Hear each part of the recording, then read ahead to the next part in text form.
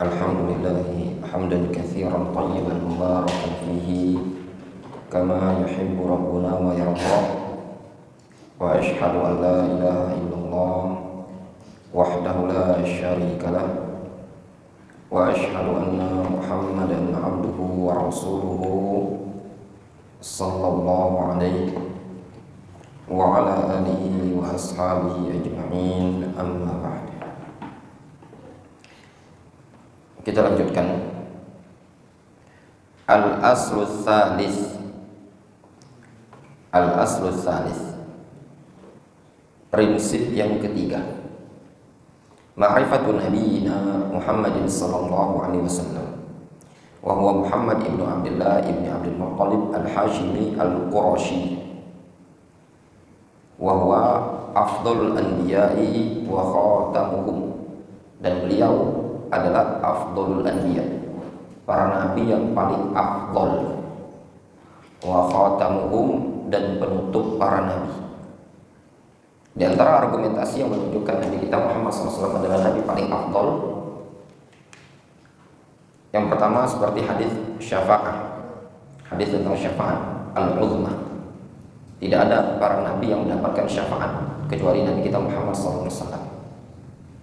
Itu merupakan tafsir dari firman Allah Subhanahu wa taala, asa ayyab'atsaka rabbuka maqaman mahmudan.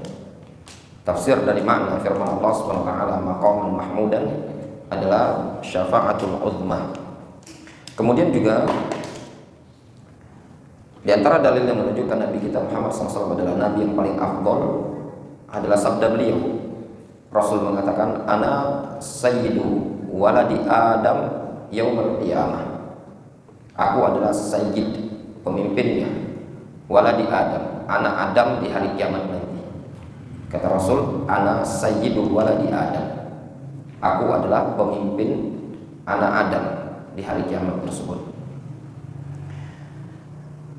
Kemudian di sini disebutkan, ballagha nabiyana sallallahu alaihi wasallam hadzal din, atau ballagha nabiyuna, bacanya gitu. Ballagha nabiyuna sallallahu alaihi wasallam hadzal dina. Nabi kita Muhammad SAW menyampaikan atau telah menyampaikan hadzal dina, agama ini. Tidak ada yang ditutup-tutupi oleh Rasul. Semuanya sudah disampaikan. Wa amarona bikulli khairin, dan Rasul dia memerintahkan kita dengan segala kebaikan. Wa nahana an kulli syarrin, dan melarang kita an kulli syarrin, dari segala keburukan. Rasul memerintahkan kepada kita dengan segala kebaikan dan melarang kita dari segala keburukan. Tidak ada perkara yang baik melainkan sudah dianjurkan oleh Rasul untuk dikerjakan, dan tidak ada perkara keburukan melainkan sudah dilarang oleh Nabi kita Muhammad SAW.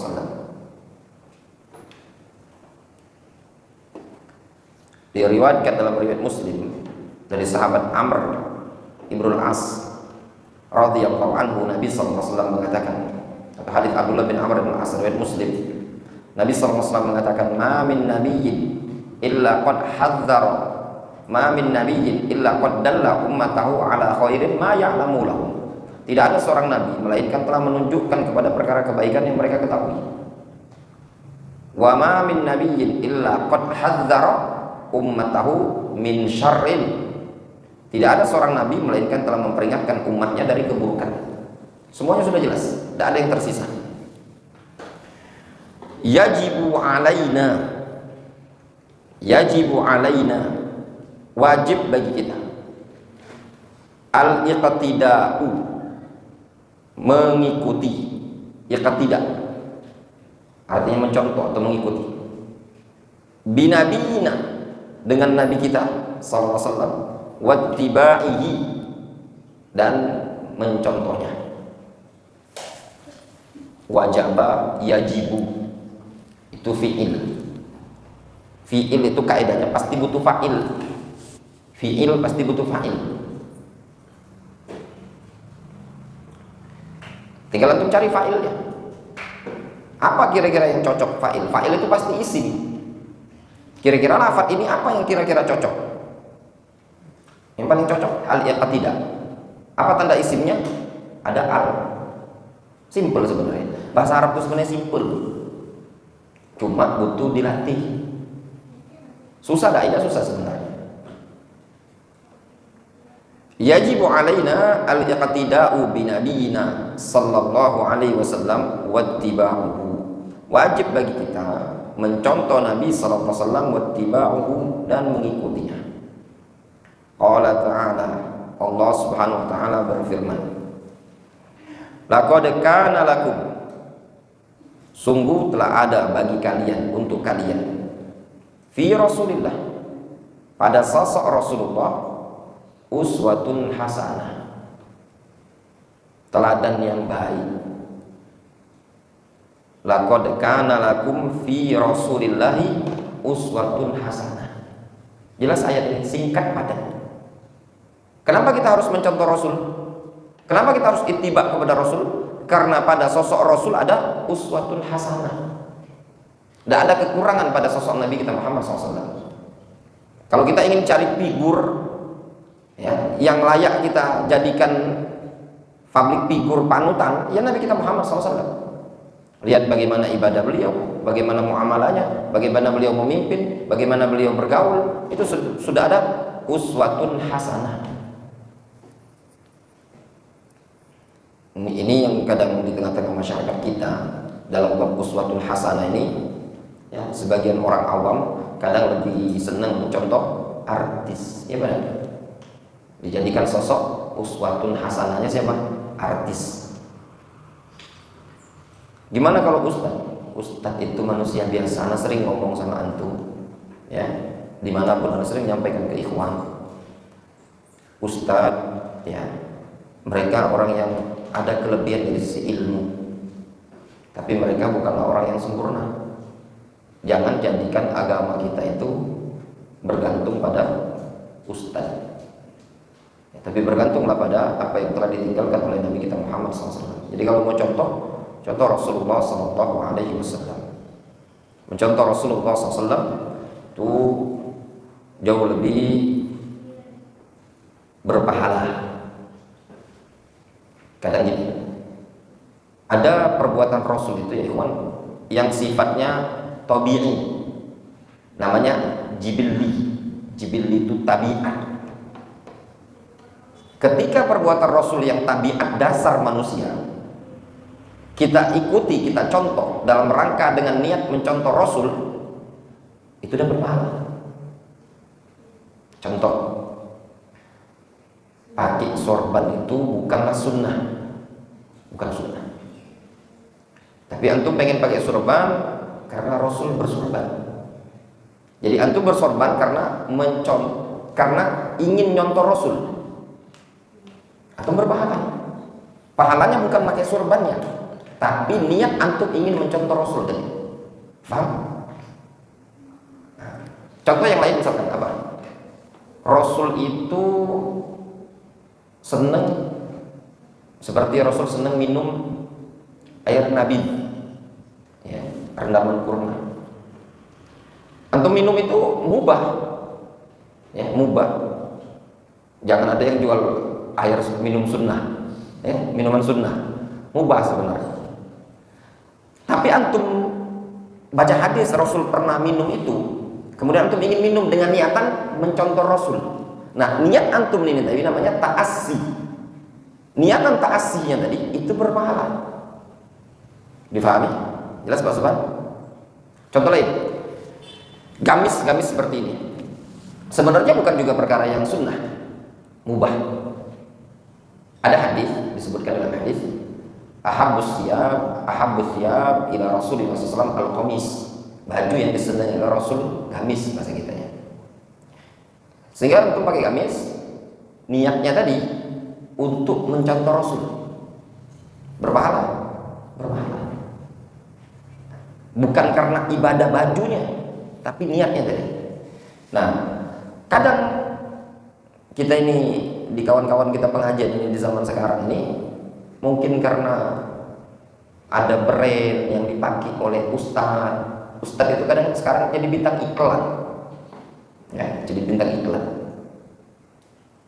Jadi kadang ustadz mau pakai ini, dia pakai ini juga. Ustadz lagi seneng ini, dia ikuti pula seneng ini. Sebenarnya contoh ustadz itu bukan perkara yang tercelah, tapi tidak dapat pahala.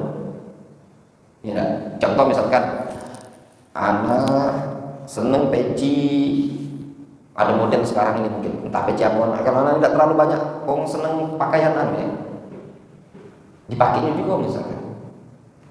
Karena sekarang itu apa yang kalau ada ustadz yang disenangi oleh ustadz yang public figure top di kalangan ikhwan, dicontoh juga oleh ikhwan.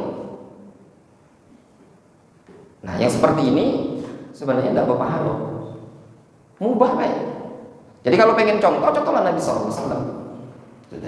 Sehingga jangan menjadikan seorang ustadz ya, yang berdakwah kita di Indonesia ini sebagai public figure seakan-akan melebihi Rasul. Apa yang dipakai sama ustadz tadi, apa yang dilakukannya, apa yang diviralkan oleh dia, diikuti oleh para jamaah, ini sesuatu kekeliruan. Kenapa sia-sia?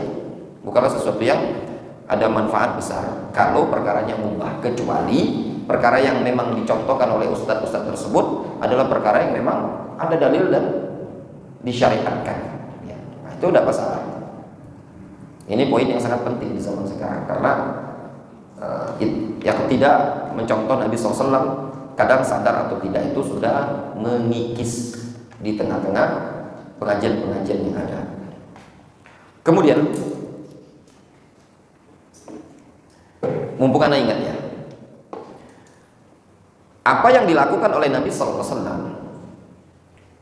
atau dalam ilmu usul fikih namanya af'alur rasul. Af'alur rasul, perbuatan rasul itu bermacam-macam. Ada yang dilakukan oleh Nabi SAW sifatnya wajib untuk diikuti. Ada yang sifatnya wajib untuk diikuti. Itu banyak juga dalam rangkaian ibadah. Contoh seperti Nabi SAW, beliau sholat menghadap kiblat, ya, itu wajib untuk diikuti. Beliau bertakbir dengan takbir Allahu Akbar, itu juga wajib untuk diikuti. Yang kedua, atau kalau istilah ilmu usul fikih begini, af'alur rasul, perbuatan rasul yang merupakan tafsir dari suatu perintah ayat Al-Quran, atau perbuatan rasul yang dibarengi dengan lisan beliau, perintah dari lisan beliau, itu hukumnya wajib. Contoh seperti ayat Al-Quranul Karim, fawalli wajhaka syatrul masjidil haram, palingkanlah wajahmu ke arah Masjidil Haram. Bagaimana sholatnya Nabi SAW? Menghadap kiblat Ka'bah. Itu yang pertama. Perbuatan Rasul merupakan tafsir dari perintah dalam Al-Quran atau praktek dari perbuatan perintah dari lisan beliau. Itu hukumnya wajib. Yang kedua, jenis perbuatan Rasul itu yaitu perbuatan atau af'al al-mujarradah anil qaul, perbuatan yang kosong dari ucapan. Maksudnya kosong dari ucapan ini, tidak ada perintah dalam Al-Quran, tidak ada perintah dari lisan Rasul. Rasul semata-mata melakukannya. Nah, perbuatan yang dilakukan oleh Nabi SAW, kalau dibahasakan dalam ilmu usul fikih, al-af'al al-mujarradah anil qaul, perbuatan-perbuatan yang tidak disertai oleh ucapan Rasul, ini hukum asalnya sunnah. Jadi perbuatan Rasul itu hukum asalnya sunnah. Kalau antum semata-mata membaca hadis, Rasul melakukannya, hukum asal ini perbuatan sunnah. Contoh, mengangkat kedua tangan. Disebutkan dalam hadis, kata Abdullah bin Umar, Rasul mengangkat kedua tangan ketika takbir. Ada tidak perintah Rasul, angkatlah kedua tangan kalian ketika takbir sholat? Tidak ada. Rasul cuma mengatakan kepada sahabat, idza qumta ila shalah fakabbir. Kalau engkau ingin sholat, takbir. Allahu Akbar. Itu kan perintah Rasul, bertakbir. Tapi Rasul tidak memerintahkan untuk mengangkat tangan. Namun dalam sholat Rasul mengangkat tangan. Nah, tapi tidak ada perintah dari Rasul mengangkat kedua tangan. Nah, ini hukumnya sunnah. Paham? Makan dengan tangan kanan wajib apa sunnah? Makan dengan tangan kanan wajib, karena ada perintah Rasul makan dengan tangan kanan. Nah, contoh berbuka dengan kurma wajib apa sunnah? Kalau tadi sunnah karena tidak ada perintah dari Rasul. Rasul itu disebutkan kata Anas bin Malik, Rasul itu kalau berbuka dengan kurma. Jelas ya? Seperti itu. Berbuka dengan kurma sunnah, tidak wajib. Nah, sekarang hukum asal perbuatan Rasul itu sunnah. Itu kalau ada hubungan dengan ibadah ya. Nah, yang ketiga, perbuatan Rasul yang tabiat atau bahasanya ulama af'alur Rasul al-jibliyah. Perbuatan Rasul yang jibliyah. Jibliyah itu tabiat dasar manusia. Tabiat dasar. Anak-anak tanya sama itu. Rasul makan enggak kira-kira? Yakin untuk makan? Yakin. Rasul minum enggak? Minum. Kita katakan makan dan minum itu mubah. Kalau seandainya antum kuat enggak makan seharian tuh tidak dosa, cuma lemes bayi badan. Difahami? Ya. Mubah. Makan dan minum mubah. Makan kurma. Nah, itu contohnya. Makan kurma. Rasul makan kurma apa enggak? Makan kurma. Aisyah menceritakan, apa kata Aisyah? 2 bulan dapur kami tidak berasap. Enggak kata yang kami makan, kata Aisyah, kecuali aswadain, air dan kurma. Itu tabiat manusia. Kalau lagi buntu, enggak kata yang dimakan Rasul, ya air dengan kurma. Pertanyaannya, apakah dikatakan sunnah seseorang selama sebulan atau 2 bulan tidak masak-masak kecuali kurma dengan banyu? Berdalil dengan perbuatan Rasul ini tadi? Tidak dikatakan sunnah. Kenapa? Tabiat dasar. Ada hadis disebutkan oleh Imam At-Tirmidzi dalam kitab Syama'il Muhammadiyah. Ya. Rasul itu pernah terbuka kancing bajunya beliau. Ya, terbuka. Ya. Lebih kurang inilah. Apakah dikatakan buka kancing baju itu sunnah? Jawabannya tidak, pintar. Nah, tidak sunnah. Anda baca di syarahnya Syekh Abdul Razak Badr, syarah Syama'il Tirmidzi, kata beliau ini tabiat. Orang ketika kepanasan nggak kancing baju. Jangan antum pahami, oh sunnah. Ya kan? Kalau ngisi pengajian buka kancing baju. Sunnah akhi. Aduh hadis tadi. Nah, poin yang terakhir inilah yang sering terjadi di kalangan ikhwan-ikhwan kita, dikit-dikit bilang sunnah, dikit-dikit bilang sunnah. Tidak setiap yang dilakukan oleh Rasul itu sunnah. Ya. Dipahami? Bahkan Syekh Ibnu Utsaimin, ya, beliau berpendapat bekam bukanlah sunnah, itu tabiat. Ya, kata Syekh Ibnu Utsaimin, tabiat. Namun kalau ada orang sakit dan dia menggunakan pengobatan dengan bekam dalam rangka mencontoh sebagaimana yang dilakukan oleh Nabi SAW di zaman Rasul, baru mendapatkan pahala. Jelas? Anak ketika baca fatwa Syekh Utsaimin itu, iya, ada tidak Rasul? Nah, ini kan pengobatannya kan hukumnya mubah, hukum asalnya kan mubah. Nah, tapi kan kadang-kadang kita sering bekam sunnah, ya. Maksudnya gini, lafaz sunnah atau mustahab ya bahasanya itu lebih identik digunakan oleh para ulama untuk perkara-perkara yang ada hubungan dengan ibadah, gitu loh. Sehingga kalau jangan digunakan pada perkara-perkara yang sifatnya mubah. Pengobatan itu hukum asal mubah. Tapi di zaman Rasul Rasul menggunakan madu untuk pengobatan? Ada? Ya. Menggunakan bekam? Iya. Apa lagi selain bekam?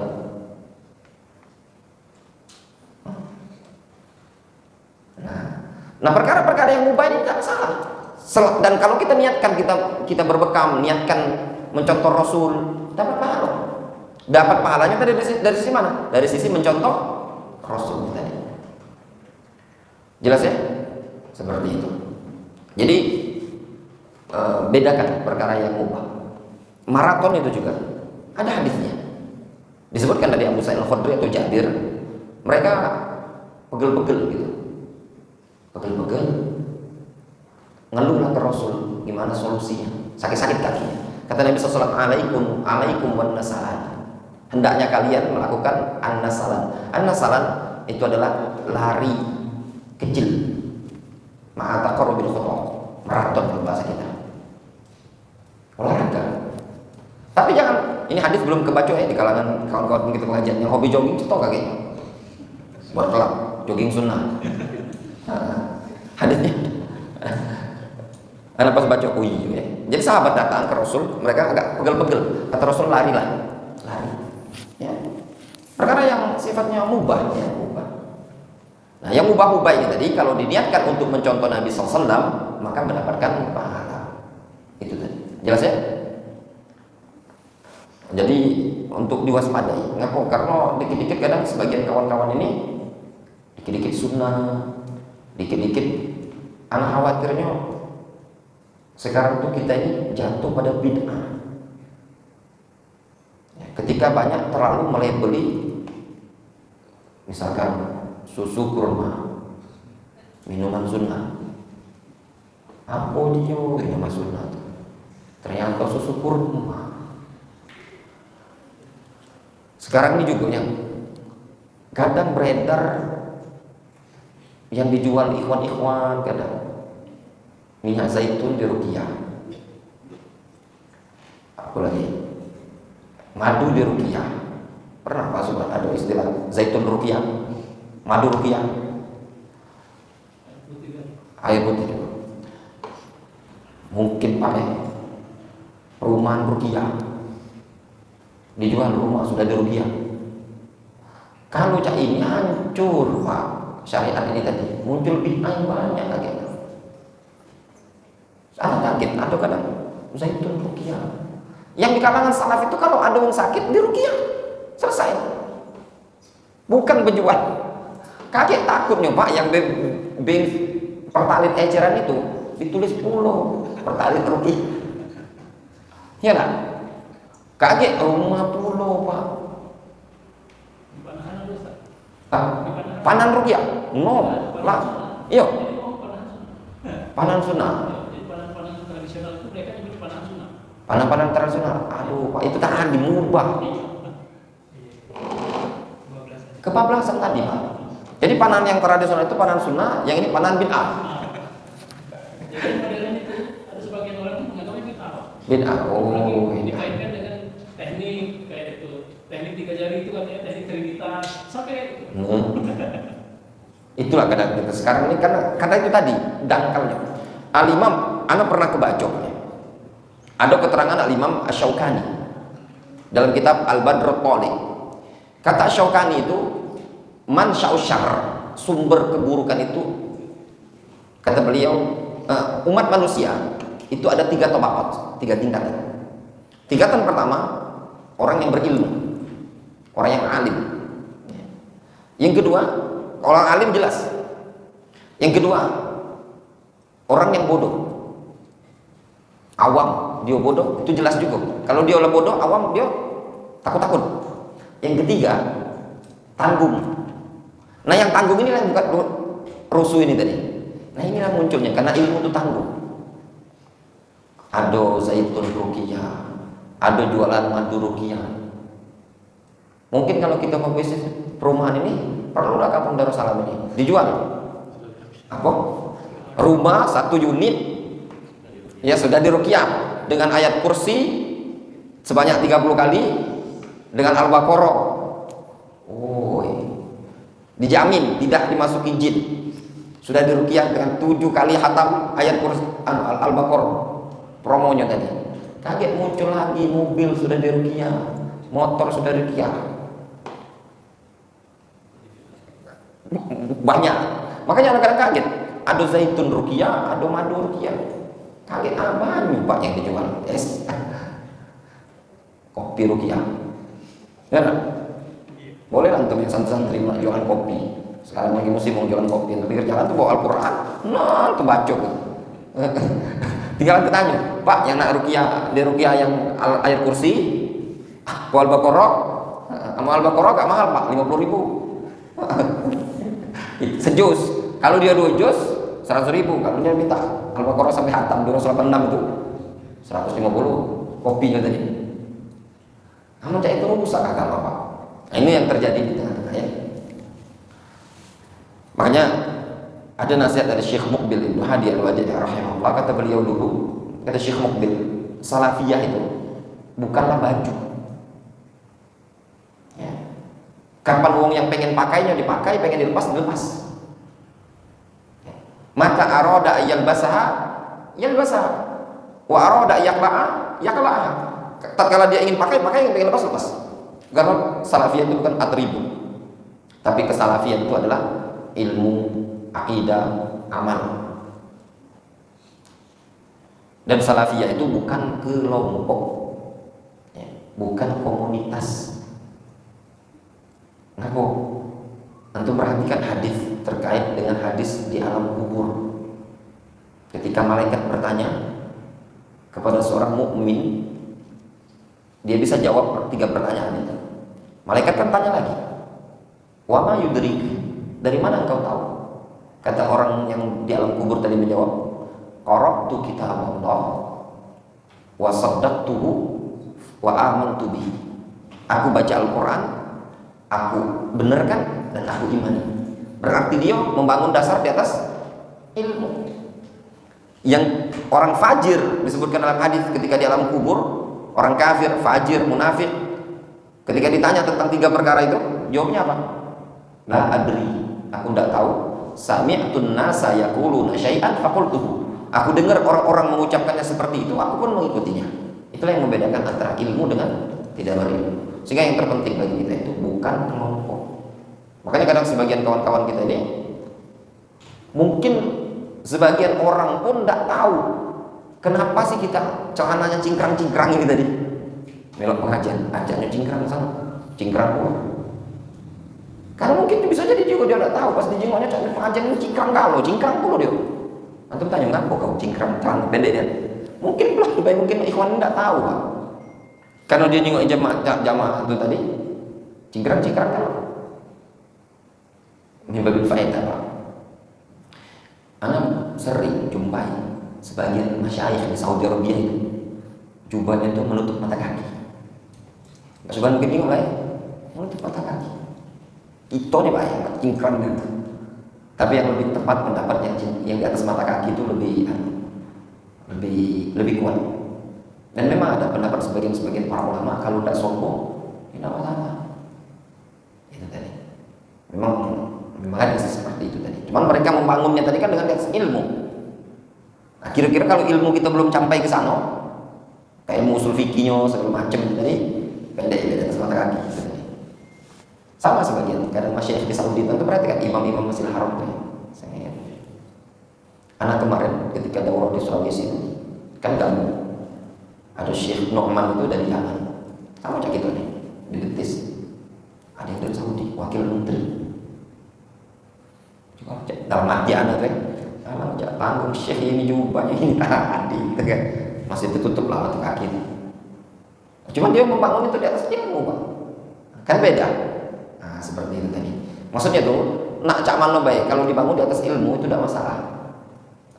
Dibandingkan cuma melok-melok tadi. Cingkrang pun. Nah, ini yang jadi masalah tadi. Karena kita dianjurkan tadi bukan permasalahannya adalah ngikut orang, tapi ngikut uswatun hasanah Nabi kita Muhammad SAW tadi.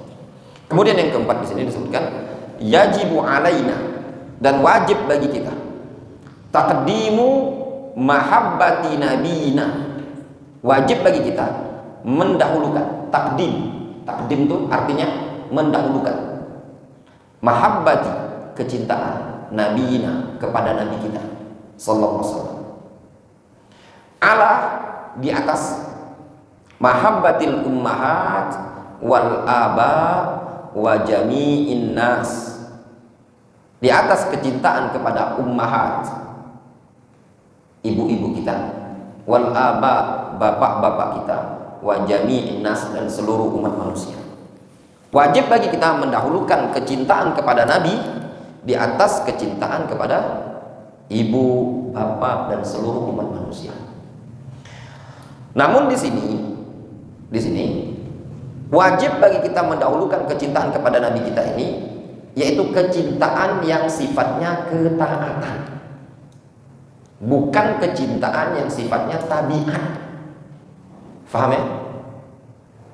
Maksudnya kita harus wajib mendahulukan kecintaan kepada Nabi kita Muhammad SAW di atas kecintaan kita terhadap ibu, bapak, dan seluruh umat manusia. Pada perkara apa? Pada perkara yang sifatnya ketaatan ibadah. Adapun perkara tabiat, memungkinkan secara tabiat manusia kita lebih cinta kepada yang kita cintai dibandingkan kepada Rasul. Contoh Pak, makanan.